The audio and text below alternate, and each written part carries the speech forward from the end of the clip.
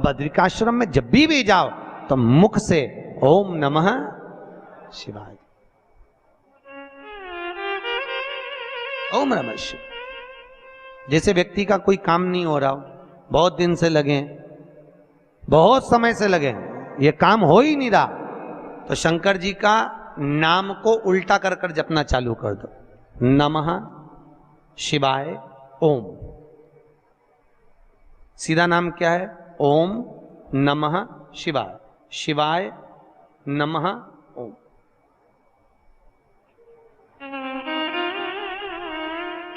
जब उल्टा नाम व्यक्ति जपना चालू कर देता है, जिस बच्चे के, बच्ची का, जिसका भी विवाह नहीं हो रहा हो, कोई काम नहीं हो रहा हो, कोई सीए की पढ़ाई कर रहा है और एग्जाम में निकल ही नहीं रहा, 3-3 4-4 बार बैठ गया, पास ही नहीं हो रहा, उस बच्चे को बोल दो बस सुबह उठते से ही शिवाय नमः ओम बोलना चालू कर दे, एक ही बार में सिया पास ले।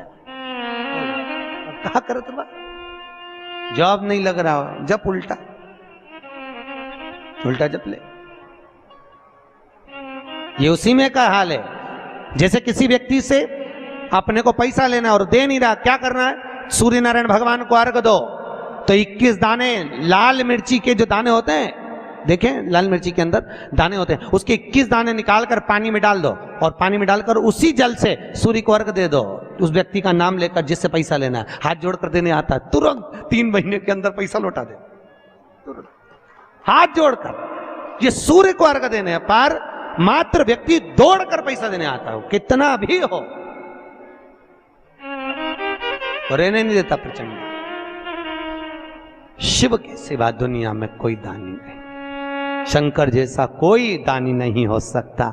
स्वयं कैलाश पर रहता है और दुनिया को लखपति, करोड़पति, आनंदपति बनाकर भेज देता है।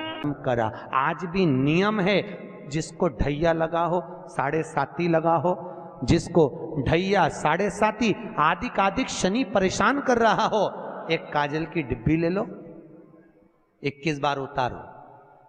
जहां जंगल में, वन में, किसी बगीचे में कोई नहीं हो, किसी भी पेड़ के नीचे इतना खड्डा करके काजल की डिब्बी को काशी विश्वनाथ का नाम लेकर दबा दो और मिट्टी डाल दो। जिंदगी में कभी शनि परेशान नहीं कर सकता, कभी भी, पूरे जीवन में कभी शनि परेशान नहीं किया।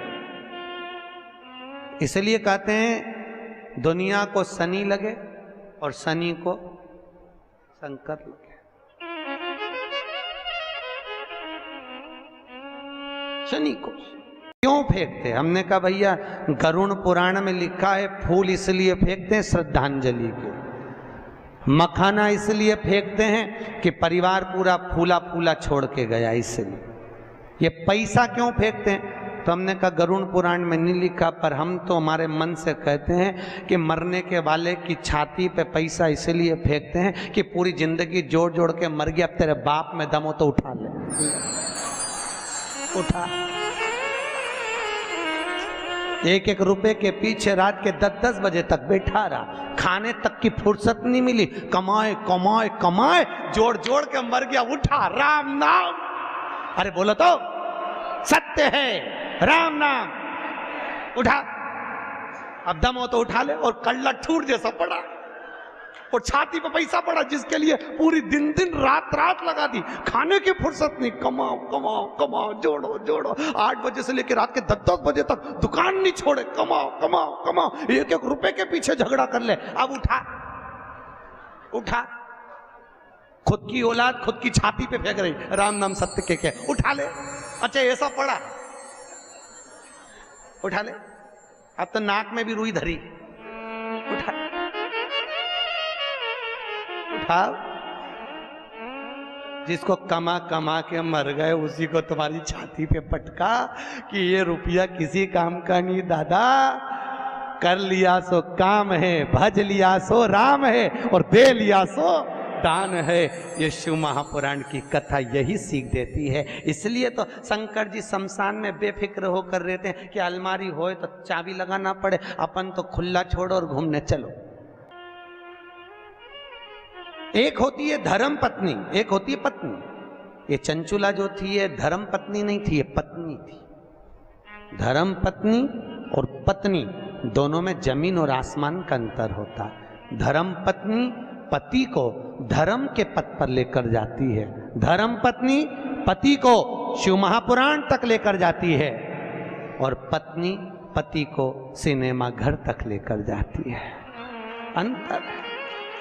पत्नी पति को शॉपिंग मॉल तक लेकर जाती है, पत्नी पति को मायके तक लेकर जाती है, और धर्म पत्नी पति को कहती है चलो सालसर भवन में कथा चल रही है, चलो। रोज प्रतिदिन कहती है। आपसे निवेदन है 7 दिन में 1 दिन धर्म पत्नी का फर्ज अदा करना।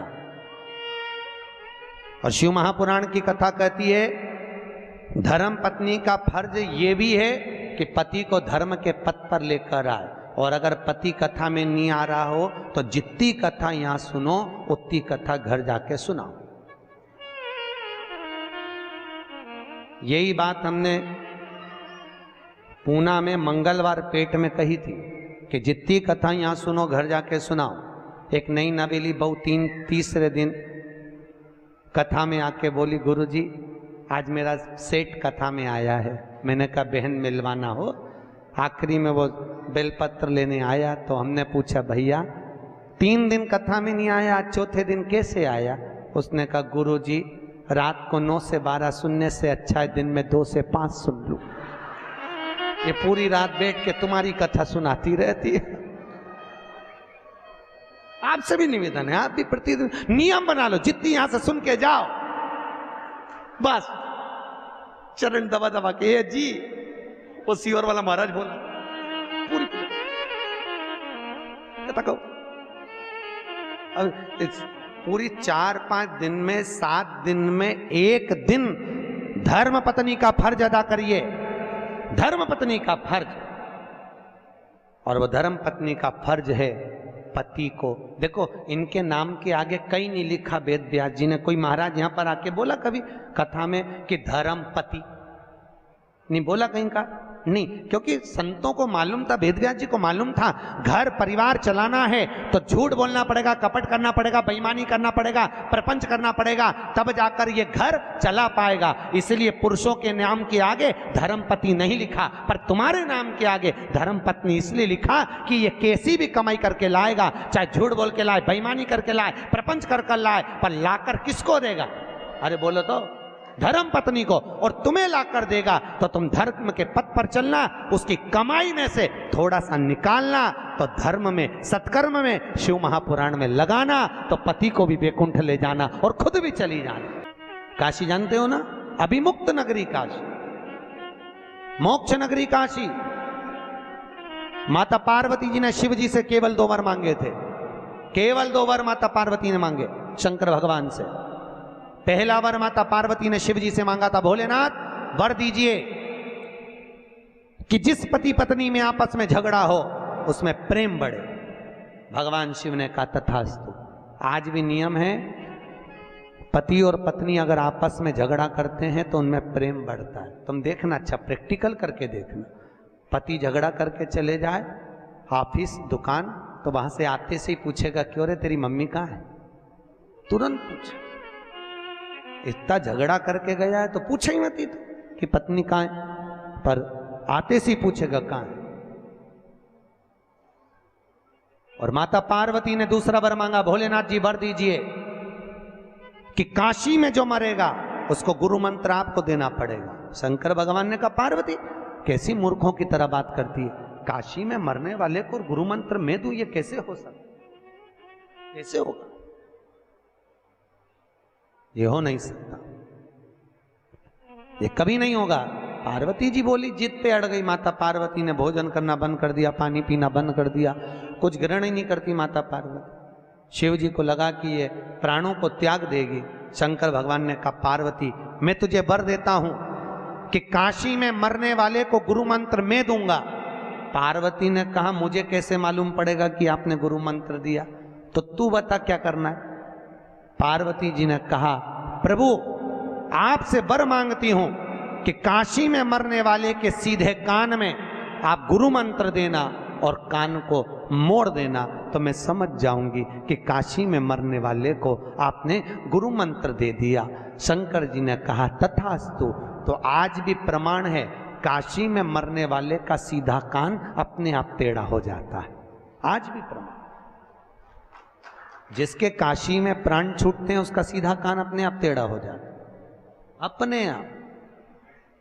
पहले हमको भी विश्वास नहीं हुआ था कि शिव पुराण में ऐसा लिखा है, ऐसा होता है क्या।